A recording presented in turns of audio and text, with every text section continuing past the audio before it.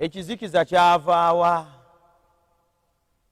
Ensibuko y'ekizikiza eriwa? Bw'otunuulira ensi olwaleero otandika okukkiriza nti waliwo ekitali kituufu. Bw'olaba omuzadde ng'asaddako omwana we n'amuyita maama maama, taata taata, naye ng'akutula mutwe, omanya nti waliwo ekitali kituufu. Bw'olaba omuntu ng'atambula bute ku street naye ng'ate olwo ye waakabi, ate olwo nga y'abasinze, ate olwo nga yeyeegombesa, era nga buli omu gwayayaanira okutunulako, otandika okutegeera nti waliwo ekitali kituufu. Bw'olaba abantu abagagga bannaggwedda abalina ensimbi ze batasobola kumalawo naye bagamba kuzirya buli, n'abazzukulu n'abaana baabwe, naye nga beeteefuteefu okuyiwa omusaayi, okutuga n'okugjawo yenna ayimirira mu kkubo lyabwe, newankubadde nga balina byonna, tegeera nti ensi erina ekitali kituufu. Bw'olaba obubbi obwa buli kifo, entiisa ebutikidde amawanga, entalo ezigenda mu maaso, okuweesebwa kw'ebyokulwanisa namuzisa, nga tetulina bakakafu kiki ekijja, kitandika okukuleetera ekibuuzo, kiki ekyasoba? Toyinza kugamba nti ebintu bitambula bulungi wakati mu accident eza buli lunaku. Toyinza kugamba nti ebintu bitambula bulungi wakati mu kuzaala abaana abatatuukiridde. Toyinza kugamba nti ebintu bitambula bulungi wakati mu mbeera ze tulimu ez'ebyobulamu ezikaabya amaziga. Bassebo ne bannyabo bw'otunulira COVID-19 n'embeera gye yatuteekamu, omuntu nga tokkirizibwa kutambula, kati ennyindo tulina okuzibikka, emimwa tulina okugibikka, toyinza nakukwata ku munno, tosobola na kumuliraana, wabaawo ekifaananyi ekimala okukutegeeza that something is not right. Bino byavaawa? Bino byatandika ddi? Omusajja okwegomba musajja munne n'amutunulako n'ayiika amalusu. Omukazi n'atunulira mukazi munne n'ayiika amalusu. So nga ate kyandibadde the opposite. Bino byavaawa? Bino byatandikirawa? Obugwenyufu n'obwononefu obufaananako bwe buti ani yabutandika? Obulumi bwe tuyitamu, amaziga ge tukaaba, okubonaabona kwe tuliko, naye byonna bye tuyitamu muganda wange ne mwannyinaze, ekibuuzo kibuuza byavaawa? Entandikwa yabyo eriwa? Tambula nange mu kuyiga ku lunaku olwaleero, ojja kuvaawo ng'ekyo omaze okukimanya. Ekigambo ekiyitibwa ekibi kyekizibu ekisinga obunene ekibonyaabonya olulyo lw'omwana w'omuntu. Basesalonika essuula ekyokubiri, essuula ey'okubiri olunya olw'omusanvu, waliwo ebigambo bye njagala okusoma. Agamba kubanga ne kaakano ekyama ky'obujeemu weekiri kikola, wabula kyokka aziyiza kaakano okutuusa lwaliggibwawo. Ekyama ky'obujeemu weekiri kikola, the mystery of sinfulness. Lwaki kiyikiddwa kyama? Kubanga teri n'omu ayinza kutegeerera ddala wa obujeemu gye bwava bulyoke buyingira okutandika okulabikira mu bitonde bya Katonda. Naye waakiri Bayibuli esobola okutuyigiriza ani yasooka okuba nabwo era mwani mwe bwatandikira. Ekiyise kyama kya kibi, ekiyise kyama kya bujeemu, kubanga ekibi kyama n'entandikwa yaakyo kyama. Naye Bayibuli olw'okuba nti erina ekyokuddamu eri buli kibuuzo gye tulina mu bulamu bwaffe, tetusobola kugisoma ne tugimalako ne tutafuna mukisa kutegeera ekibi, okunyigirizibwa, amaziga byavaawa. Ekibi kitegeeza bujeemu. Ebbaluwa ya Yokaana esooka essula 3:4, buli muntu yenna akola ekibi akola n'obujeemu, era ekibi bwe bujeemu. Buli muntu yenna akola ekibi akola na bujeemu. Ekibi bwe bujeemu obuli mu nze nga nkola: okubba, okwenda, obukaba, obussi, obutemu n'ebirala byonna by'oyita ebibi birina we bisibuka. Byonna bisibuka mu bujeemu. Obujeemu kitegeeza kujeemera amateeka ga Katonda. Ekibi kitusukka okumanya, kitusukka okutegeera maanyi agasukka obusobozi n'okukola kw'omwana w'omuntu. Y'ensonga lwaki kiyitibwa kyama kya bujeemu. Bassebo ne banya abawulira ebigambo bino, ebintu byonna bye tulabako n'amaaso n'ebigenda mu maaso mu nsi birina ekifaananyi kye bituwa. Ekifaananyi kye bituwa kye kino nti obulamu bwaffe buzingiddwako ekizikiza. Ekizikiza kino kyavaawa? Akiyise kyama. Naye ebyawandiikibwa bitugambye nti okutambulira mu kizikiza kitegeeza kutambulira mu kujeemera Katonda. Kaakati olulo lw'Omwana w'Omuntu olwaleero, buli muntu asanyukira kujeemera Katonda, buli muntu asanyukira kumulwanisa, buli muntu asanyukira kukubagana n'amateeka ge awamu n'ebiragiro bye. Muganda wange ne mwannyinaze awulira ebigambo bino, Bayibuli etulaga wa obujeemu bwe bwatandikira era mwani mwe bwava. Ezeekeri essula ya 28 ng'akozesa ekifaananyi ekyakabaka ow'amaanyi era ow'ekitiibwa, ajjayo ekifaananyi kya Setaani, kubanga ekyo ekyali ku Setaani mu ggulu kyekyo ekyali ne ku kabaka oyo. Ayogera bw'ati, agamba nti era nate Mukama, ekigambo kya Mukama ne kinjira nga kyogera nti, Omwana w'Omuntu tanula okukungubagira kabaka w'e Ttuulo, mugambe nti bw'ati bw'ayogera Mukama Katonda, tossa akabonero ku muwendo, ng'ojjudde amagezi, ng'otuukiridde obulungi. Wali mu Adeni olusuku lwa Katonda, buli jjinja ery'omuwendo omungi lyabanga lyakubikkako sadiyo, topazi ne alimaasi, berulo, sokamu ne yasepi, safiro, jjinja erya nnawandagala, zaabu. Emirimu egy'ebitaasa bye n'egyenderezo gyali mu ggwe, gyateekebwa ku lunaku lwe watonderwa. Ebigambo bino bye nsoma binnyonnyola oyo eyali mu Adeni olusuku lwa Katonda. Ebigambo bino bye nsoma binnyonnyola oyo Bayibuli gweyogeddeko mu nnyolo 14 nti wali kerubi eyafukibwako amafuta abikka ku kitiibwa kya Katonda. Ennyiriri zino ze nsoma zinnyonnyola obulungi obwali ku kitonde kino ekiyitibwa Lusifa. Bassebo ne bannyabo abawulira ebigambo bino, ababiraba, kino njagala mukimanye nti Bayibuli etulaga nti ensi mu ntandikwa yaayo Katonda bwe yatonda bamalayika, waaliwo malayika omukulu, malayika ow'ekitiibwa, malayika ow'amaanyi, akulira bonna, abikka ku kitiibwa kya Katonda, kerubi ow'amaanyi. Agambye nti yali ng'atuukiridde, Onyolo 15, wali ng'otuukiridde mu makubo go okuva ku lunaku lwe watonderwa okutuusa ekibi bwe butali butuukirivu lwe bwalabika mu ggwe. Ekigambo ekibi awamu n'okwonoona n'okujeemera Katonda tusooka kubiraba wano mu kitonde ekiri mu ggulu. Malayika omukulu, ow'amaanyi, ow'ekitiibwa, Bayibuli egambye nti yali atuukiridde okutuusa ekibi n'obutali butuukirivu lwe bwalabika mu bulamu bwe. Muganda wange ne mwannyinaze agobeera ebigambo bino, ekibi tekyatandikira wano, ekibi tekitandikira ku muliraano, ekibi tekitandikira mwami wo, ekizikiza tekitandikira mu ssomero gy'osomeseza baana, ekizikiza tekitandikira mu bayeekera abatuntuza amawanga, ekizikiza tekirabikira mu ssabo erikulinaanyaawo ku kyalo kw'osula. Ekizikiza kyava dda, kyatandika dda wala, ate nga tekitandikira na ku nsi, nga tekitandikira na mu kitonde kiri ku nsi. Ebyawandiikibwa bigambye nti malayika ono kerubi yali abikkako yali atuukiridde okutuusa ekibi n'obutali butuukirivu lwe byalabika mu ye. Ekitegeeza nti Katonda si ye mutandisi w'ekibi, ekitegeeza nti Katonda talina nkolagana nakyo, ekitegeeza nti Katonda tavunaanyizibwa. Yatonda malayika omulungi, naye obutali butuukirivu n'ekibi ne birabika mu bulamu bwe.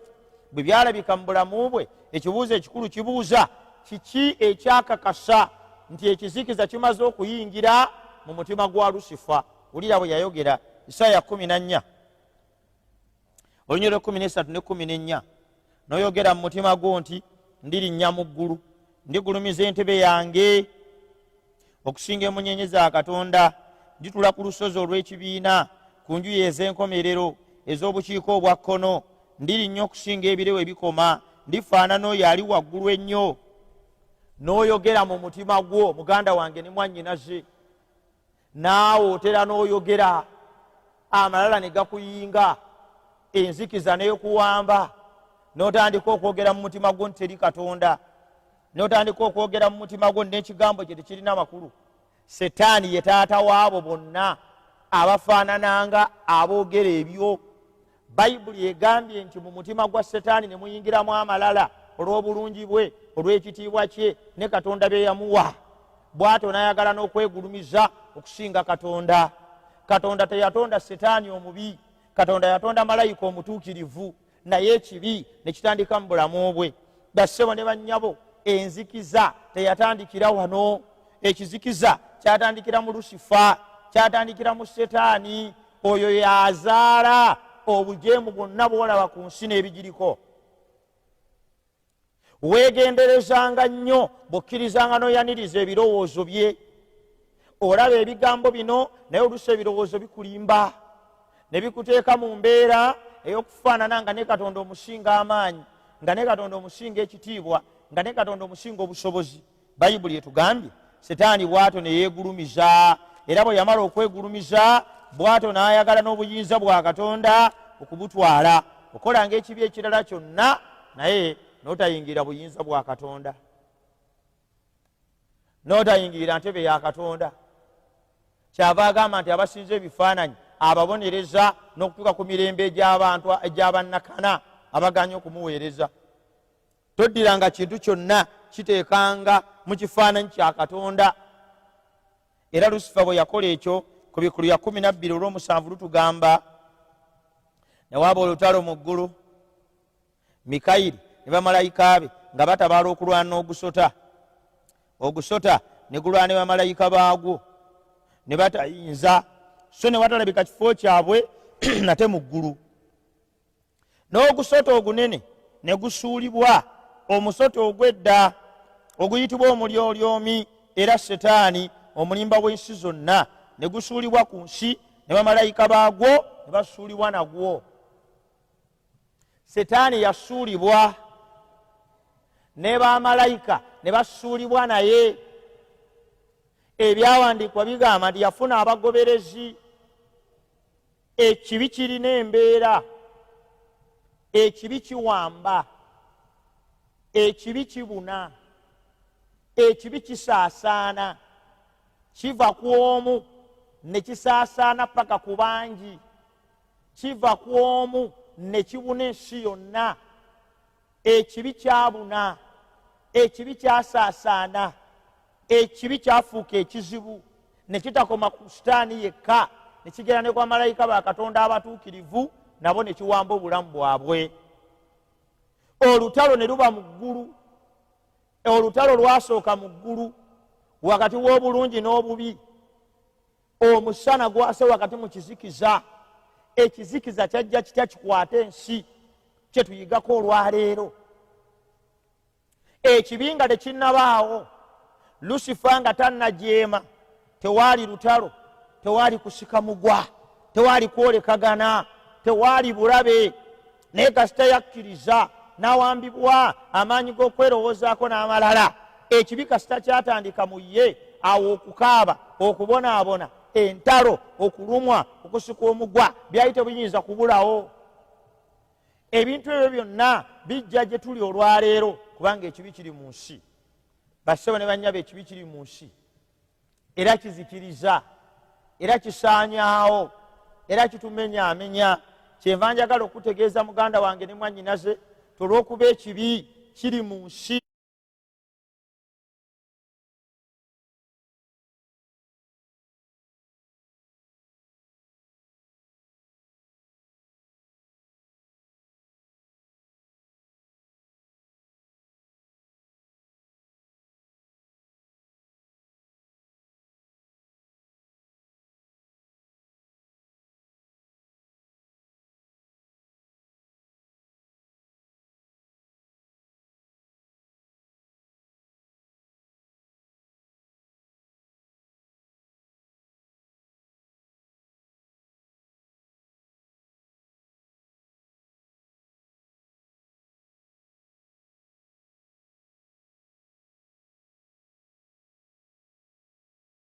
Kyenjagala kutegeeze muganda wange ne mwannyinaze kye kino: Setaani mutemu, Setaani mussi, Setaani muzikiriza, Setaani muwambi.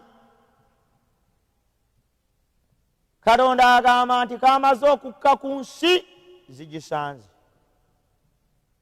kamaze okukka ku nsi mukaabe, kamaze okukka ku nsi mulaajane, kamaze okukka ku nsi ebyammwe bibi.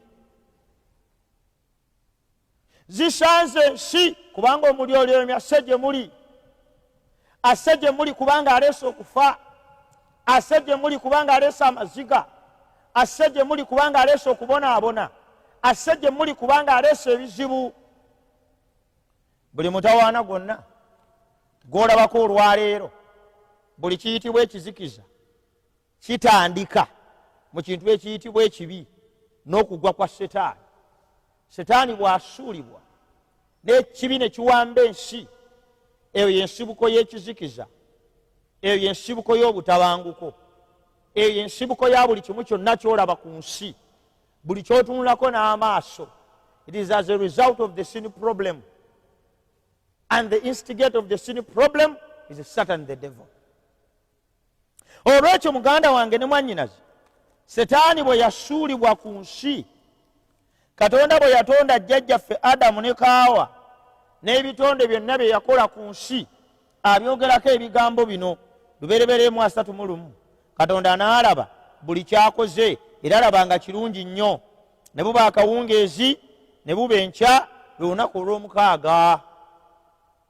Lwaki nsomye olunyiriri olwo lusembayo mu ssuula esooka?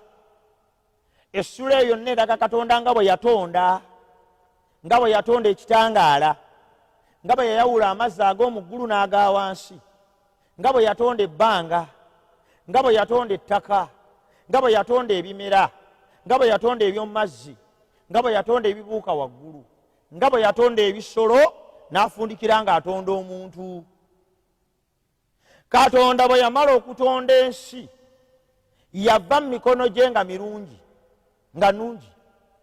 Ensi yava mu mikono gya Katonda nga teriiko kabonero ka kibi. Ensi yava mu mikono gya Katonda nga nnungi. Ensi yava mu mikono gya Katonda nga ya mirembe. Ensi yava mu mikono gya Katonda ng'eriko essanyu. Ensi yava mu mikono gya Katonda nga teriiko kulumwa newankubadde okulwala. Byolaba olwaleero si nteekateeka ya Katonda. Katonda yali akutegekedde birungi. Katonda yali akutegekedde bintu bya ssanyu, kulya, kunywa, kwebaka na kuwummula, kuzaala zadde eritaalaba ennaku, nga tewali bulwadde yadde okubonaabona.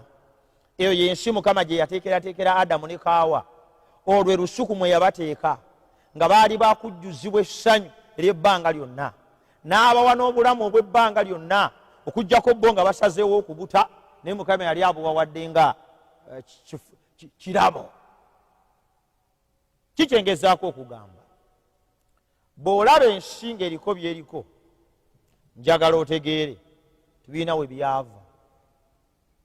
Ekizikiza kirina we kyava, ekizikiza kirina we kisibuka, ekizikiza kirina we kitandikira. Enzikiza gy'olaba ewambye ensi, ewambye ensi lwa nsonga etegeerekeka, kubanga omusana bwe gujja okugiggyawo, abantu oluusi balemera mu nzikiza. Kyenkusaba muganda wange ne mwannyinaze kiri kimu: toddiranga kulumwa, toddiranga kubonaabona, toddiranga kusoomoozebwa kwonna kw'oyitamu mu bulamu buno n'okkiriza okuteeke ku Katonda. Katonda tavunaanyizibwa ku mbeera yonna, ekibi kye kije kivunaanyizibwa. Era Setaani we yagwa mu lusuku Adeni n'akozesa ekitonde ekiyitibwa omusota, ng'amaze okulaba nti buli kintu kirungi, n'ayagala okukozesa omusota. Lubereberye Ssuula 3 onyolusa okutuuka ku lw'omukaaga. N'omusota gwali mukalabakalaba okusinga ensolo zonna ez'omu nsiko ze yakola Mukama Katonda.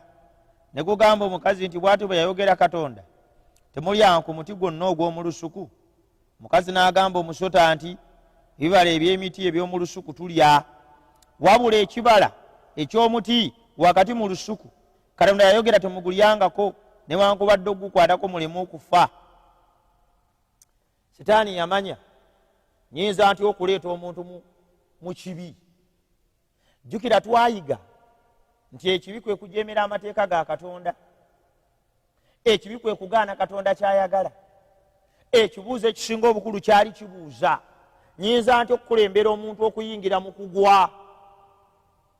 Setaani bwe yajeemera Katonda mu ggulu n'asuulibwa, kati n'ayagala naye ajeemese omuntu n'omuntu asuulibwe, ng'akimanyi bulungi nnyo nti bw'anaakwata ku muntu eggulu lijja kunnyenyezebwa, era ddala lyanyeenya. Mu kyokuyiga kyaffe ekiddako ekyo ojja kukitegeera. Olwekyo muganda wange ne mwannyinaze, omusota Setaani n'agukozesa ne gulimba omukyala, n'amusuubiza bingi. Eggulu n'ensi ojja kuba n'amagezi ng'era Setaani bw'atukola olwaleero. Jeemera Katonda, towuliriza byogerwa, ebikugambibwa tebikukwatako, tebirina makulu, tebirina mugaso, ebyo bigobo bijjewo, tebirina kye biyamba. Muganda wange ne mwannyina, Setaani ekyo ky'ayagala. Ayagala oleme kuwuliriza bigambo bino, ayagala oleme kubigoberera, ayagala oleme kubimanya, kubanga tayagala otegeere nti ye ensibuko y'ekizikizo. Omukyala kaawa n'agamba Setaani mu musota nti Katonda yatugaana okulya ku muti ogwo. Omuti ogwo Mukama yabagaana okugulya. Lwaki? Kubanga omuti ogwo gwali guyimiriddewo ng'akabonero akalaga obukulu bwa Katonda n'obwannannyini eri olusuku. Obukulu bwa Katonda n'obwannannyini eri olusuku bwalagibwanga mu muti ogwo. Buli bwe baagutunulangako ne baguyitangako, baalabanga Katonda nga bw'ali omukulu, nga bw'ali ow'amaanyi, nga bw'ali ow'obuyinza. Okulya ku muti kaali kabonero ka bujeemu. Okulya ku muti kaali kabonero ka kugaana Katonda. Nabategeeza muganda wange ne mwannyinaze, abbye ekkalaamu nabbye obuwumbi bwa ssente mu maaso ga Katonda, bonna babbi. Ekikulu kye kiri emabega w'ekikolwa, so si obunene bw'ekikolwa. Awo ekizikiza we kiwambidde ensi, awo ekizikiza we kigenda okuzikiririza. Obujeemu obwali mu mutima gwa Kaawa n'omutima gwa Adamu mu nnyiriri olw'omukaaga, omukazi we yalaba ng'omuti mulungi okulya, nga gusanyusa amaaso, gwegombebwa okuleeta amagezi, n'anoga ku bibala n'alya, n'awa ne ku musajja we n'alya. Omuti gwe baalya si kwegatta ng'abamu be bayigiriza. Katonda yalagira Adamu ne Kaawa bagende bazaale baale bajjuze ensi, nga n'ekibi tekinnabaawo, bandizadde batya nga tebeegasse. Olwekyo omuti gwe baalya Katonda agutaddewo gwawula okuba ogugwe. Tegwali na bibala bya butwa, tegwali na buzibu bwonna, nga naye bw'obeera ewaka n'oba n'entebe, n'obeera ewaka n'oba n'ekikopo, abaana bakugera ogenze nga bakinyweramu, abalala bakugera ogenze ng'akaana katuula mu ntebe, aga kati nze daddi mumbuuze. Bwe katuula mu ntebe tekafa, kubanga ntebe era ng'endala. Naye olw'okuba nti ogambye nti yiyo kati yanjawulo, era bw'okasangamu ng'okakuba. Katonda omuti guno yagwawula si kuba nti emirala gwanjawulo ku mirala, naye kaali kabonero akogezesa obuwulize bwabwe, alina okubajjukizanga obukulu bwa Katonda. Na bwe baalya ku muti, Adamu ne Kaawa, ekibi ne kiyingira mu nsi. Bassebo ne bannyabo, ekibi bwe kyayingira mu nsi, enzikiza n'etandika okukwata. Ebyawandiikwa bitugamba olunyiriri olw'omunaana ne bawulira eddoboozi lya Mukama Katonda ng'atambula mu lusuku, musajja ne mukazi we ne beekweka mu maaso ga Mukama Katonda wakati mu miti egy'omu lusuku. Mukama n'ayita omusajja n'amugamba nti oli luuyiwa? N'ayogera nti mpulidde eddoboozi lyo mu lusuku ne ntya, kubanga mbadde bwereere ne neekweka. Olaba ebiva mu kibi olwamala okwonoona, enzikiza n'ekwata. Okwekweka kuva mu ekyo. Si kwekwekwa kokka, naye mulimu n'ebirala ebyavaamu. Bw'osoma olunyiriri 16 mu Lubereberye essula ey'okusatu agamba, n'agamba omukazi nti okwongera nakwongerangako obulumi bwo n'okubeerangako olubuto mu bulumi mw'onaazaaliranga abaana n'okwegombaako kunaabanga eri musajjawo naye anaakufuganga. Ekibi bwe kyamala okubaawo ebigambo nga bino ne bitandika, gamba obulumi ne butandika. Okwegombaako kunaabanga eri musajjawo anaakufuganga. N'agamba Adamu, kubanga owulidde eddoboozi lya mukazi wo n'olya ku muti gwe nakulagira ntogulyangako, ensi ekolimiddwa ku lulwo. Ekyo kikolimo. Mu kutegana mulinaliranga emmere. Doozi emitawaana ogirabe muganda wange ne mwannyinaze. Ekibi kibi. Ekizikiza ne kijja mu nsi. Okuva ku olwo obulumi ne butandika. Okuva ku olwo okukaaba ne kutandika. Okuva ku olwo okweraliikirira ne kutandika. Okuva ku olwo essubi ne liggwaawo. Muganda wange ne mwannyinaze awulira ebigambo bino, njagala okutegeeza n'okujjukiza. Setaani n'ekibi bavunaanyizibwa ku bulumi. Wano tewaaliwo kulwala, wano tewaaliwo kufa, wano tewaaliwo kubonaabona, wano tewaaliwo bulumi, wano tewaaliwo kweraliikirira. Wano waaliwo ssanyu na mirembe na buwanguzi. Naye ekibi bwe kyajja, laba Adamu n'adduka mu maaso ga Katonda. Ekibi bwe kyajja, ensonyi ne zitandika. Ekibi bwe kyajja, obulumi ne butandika. Ekibi bwe kyajja, omukazi okufugibwa omusajja ne kitandika. Ekibi bwe kyajja, ekikolimo ne kitandika. Ekibi bwe kyajja, amaggwa n'amatovu ne gatandika. Olaba enzikiza gy'eva. Ebyo ebyafaayo by'enzikiza. Twetaaga omusana gwake tuve mu nzikiza efaananako bw'etyo. Naye ekimu ku byava mu kibi ekikanga kisanga mu Lunyiriri lwa 19 Lubereberye Essula 3. Muntu yeeza omu maaso go mw'onooliranga emmere okutuusa lw'olidda mu ttaka, kubanga omwe waggyibwa, kubanga oli nfuufu ggwe ne mufuufu mw'olidda. N'okufa ne kujja. Oli nfuufu ggwe era mu nfuufu mw'olidda, kati n'okufa ne kujja. Muganda wange ne mwannyinaze awulira ebigambo bino, okufa nakwo ne kujja nga kya bulumi, nga kyeraliikiriza, nga kya bulabe nnyo, nga kikanga, nga kimalamu amaanyi. Kati tufa lwa kibi. Bw'ofiirwa togamba nti Katonda ankubye omuggo, bw'ofiirwa agamba Setaani ankubye omuggo. Bw'obonaabona togamba nti Mukama bw'atyo bw'ageze, bw'obonaabona manya nti ekibi kiri ku nsi. Setaani yeekweka mabega wa kateni n'alaga abantu nti Katonda yabayigganya, n'alaga abantu nti Katonda yabanyigiriza, n'alaga abantu nti Katonda yabamazeeko emirembe. Naye ebyawandiikibwa bitugambye nti omuntu bwe yayonoona n'okufa ne kujja. Olwa 23 Mukama Katonda kyeyava amujja mu lusuku Adeni alimenga ettaka mwe yaggyibwa, ne mu lusuku n'agobwamu. Nga bigambo bya ntiisa, nga bigambo byeraliikiriza, nga bigambo ebimalamu amaanyi. Muganda wange ne mwannyinaze awulira ebigambo bino. Ekisa kya Katonda n'okwagala kwe bye byokka ebiyinza okuleeta essuubi gy'oli, bye byokka ebiyinza okuleeta obuwanguzi n'omusana ne gwaka. Naye ekibi kyaleeta n'okugobwa mu maaso ga Katonda. Obutali butuukirivu butwawula ne Katonda waffe.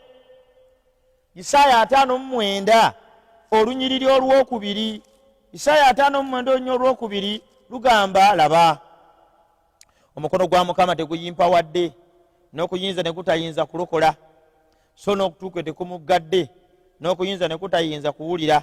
Naye obutali butuukirivu bwammwe bwe bwawudde mwe ne Katonda wammwe, n'ebibi byammwe bimukwesezza amaaso n'atayagala kuwulira.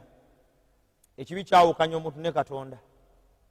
Ekibi bwe kyayingira mu nsi, olulyo lw'omwana w'omuntu lwonna ne lwawukana ne Katonda. Akati olwaleero tutambula nga twawukanye ne Katonda. Olwaleero tuli alienated from God. Olwaleero tutambula nga tukutuse ku nsulo y'obulamu.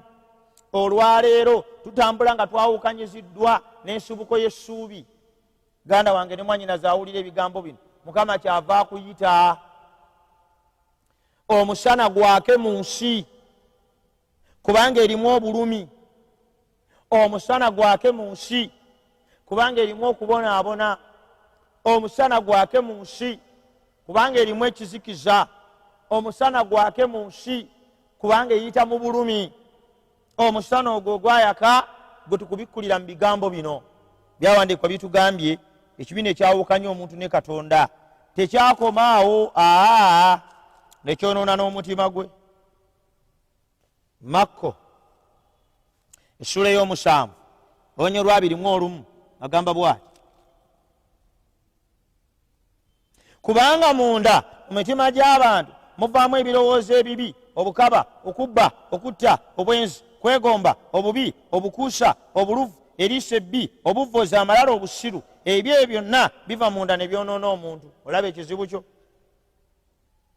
Omutima gwayonooneka, guzaala bino byonna. Ekibi kye kireese obutemu. Bw'olaba wonna awali obutemu, Katonda si yageze, kibi. Ekibi kye kireese accidents. Setaani yaleese okukaaba. Tumubikkudde olwaleero. Twagala ensi emutegeere.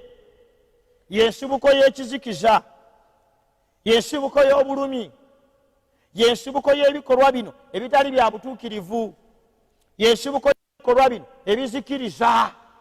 Olw'ekyo muganda wange ne mwannyinaze awulira ebigambo bino ebyawandiikwa bitulaze n'omutima gw'omuntu gwayonooneka olw'ekibi. Bw'olaba mukyalawo ng'akola ekikyamu, bw'olaba omwami wo ng'akola ekikyamu, bw'olaba ekintu kyonna nga si kya mazima, jjukira era otegeere nti ekibi kyekyaleeta bino byonna. Yokaana essula 8 olunyo olwa 4 waliwo ekigambo ky'atugamba. Atugamba atya? Agammwe muli ba kitammwe Setaani, era mwagala okukola okwegomba kwa kitammwe oyo okuva ku lubereberye ye mussi, teyanywerera mu mazima, kubanga amazima tegali mu ye. Bw'ayogera obulimba ayogera ekiva mu bibye, kubanga ye mulimba era ekitaye w'abalimba. Okuva ku lubereberye ye mussi, okuva ku lubereberye ye mulimba, okuva ku lubereberye ye muzikiriza. Ebigambo bino tubisoma okubabuulira ani nsibuko y'ekizibu. Ekizibu ky'ekibi n'ekizikiza ekiva mu butasoma. Olw'okuba saasoma Katonda ndi kizibu, olw'okuba saazaalibwa mu ggwanga lino Katonda ndi kizibu, olw'okuba sirina ssente Katonda ndi kizibu. Ebyo byonna birina ensibuko yaabyo, nga n'ensulo ey'obutali butuukirivu ye Setaani. Gwe wenna amusemberedde, gwe wenna amwerinaanya, gwe wenna alowooza nti mukwano gwo. Bayibuli egambye okuva ku lubereberye ye mussi. Katonda si ye mussi, Setaani ye mussi. Era gwe wenna ayagala omufuula mukwano gwo, Setaani oyo omulabe wa Katonda. Wulira bino, Yokaana 10:10. Omubbi tajja wabula okubba n'okutta n'okuzikiriza. Nze najja zibe n'obulamu, zibe nabwo obungi. Omubbi ye Setaani. Ekimuleeta kubba, kutta na kuzikiriza. Buli asemberera Setaani ekyo ateekwa okukiregako. Omubbi nga ye Setaani, Yesu yegeraageranya ku mulunzi w'endiga. Omulunzi w'endiga azitaasa, azikuuma, azirekerawo omukisa gw'okulya n'okunywa zibe nnamu. Setaani yajja kubba, Setaani yajja kutta, Setaani yajja kuzikiriza. Muganda wange ne mwannyinaze awulira ebigambo bino, ekyo kyekyaleeta Setaani. Ogwo gwe mulimu gwe, ekyo kyayagala okukola eri obulamu bwo n'obwa mikwano gyo. Kyova olaba ofubye okumaliriza ebyekika naye ebyekika tebiggwa. Ofuye emmindi ebbanga ddene naye tebitereera. Essuubi likuweddemu, amaanyi tokyalina, kubanga Setaani omuzikiriza wamusenza. Mudduke Setaani, kwe kuyita kwenjagala okubaleetera olwaleero. Mu kitabo kya Peetero ekisooka essula 5 onyolo 8 paaka olw'omwenda tulina okubaako ne kye tukola eri ekizikiza kino. Peetero ekisooka katusomewo essula 5 onyolo 8 paaka olw'omwenda agamba ati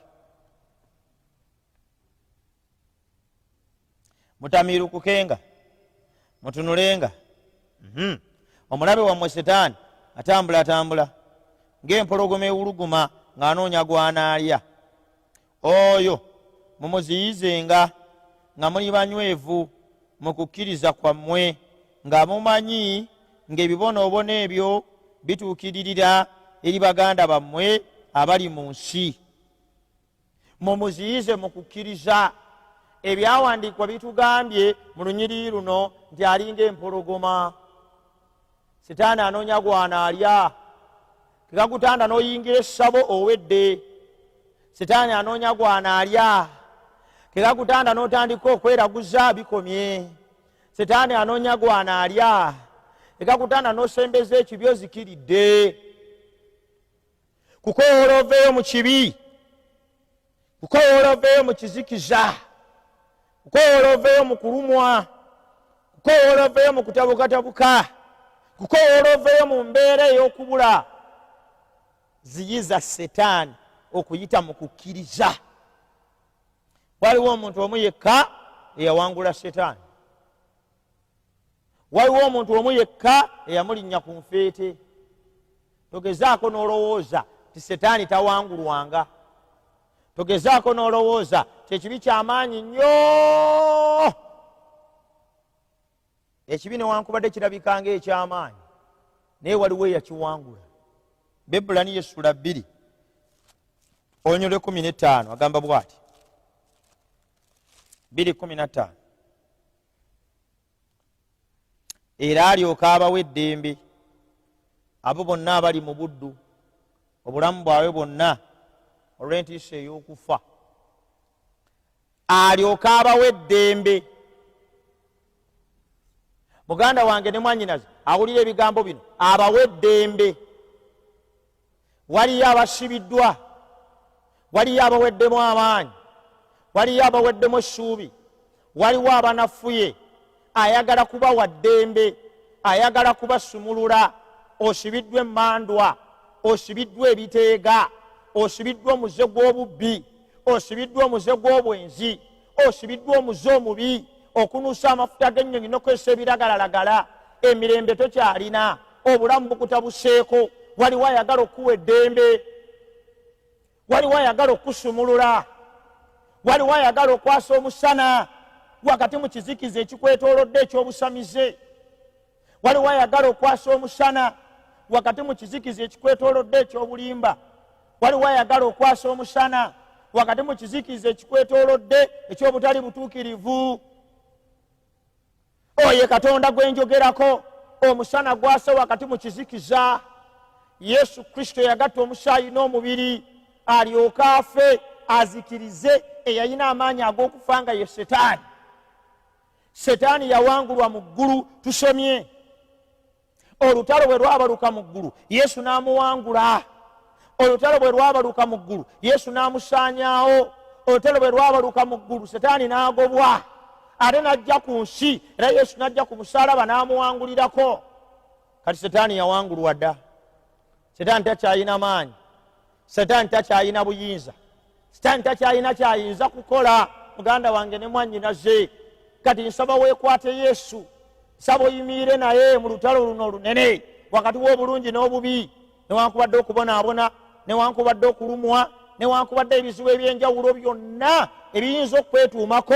Tova mu kwagala kwa Katonda, toyawukana naye, tova mu kumukkiriza, tova mu kumuweereza, kubanga omusana gwase.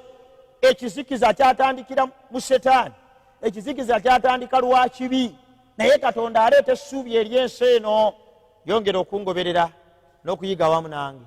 Olwokolaba omukisa omunene Katonda gwagenda okukuleetera, olwokolaba okubikkulirwa obunene Katonda gwagenda okuwa muganda wange ne mwannyinaze. Manyi tiweeraliikirira, manyi tyotidde, manyi tyoweddemu essuubi, naye ekisa kya Katonda n'amaanyi ge manyi kisobola okukunula ekikulokola.